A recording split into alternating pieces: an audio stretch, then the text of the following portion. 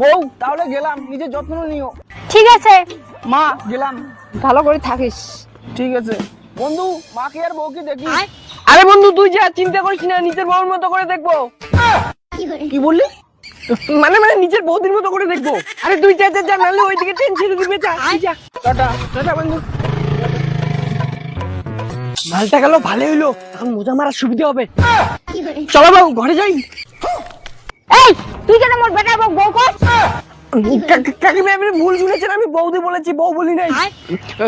চলো চলো বৌদি ঘরে চলো। কয়েকদিন পর।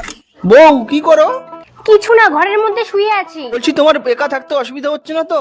না না, কোনো অসুবিধা হচ্ছে না। যদি কোনো অসুবিধা হয় তাহলে আমার বন্ধুকে বইলো। তোমার বন্ধুই তো আমার সব ইচ্ছা পূরণ করে দিচ্ছে। মানে? মানে মানে তোমার বন্ধু কোনো কিছু লাগলে সবকিছু এনে দেয়। স্বামী বলছে আমি একটু কাজ করি, হ্যাঁ তোমার সাথে পরে কথা বলবো। लेकिन एक सेकंड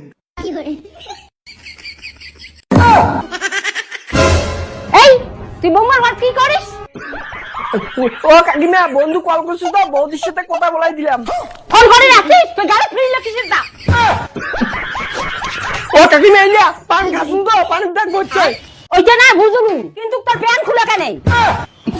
ও প্যান্ট সেই গরম ভাই, এখন তো থাকা যায় না ভিতর, এই জন্য প্যান্টটা খুলু। জান ভাই জান। কিছু তো গন্ডগোল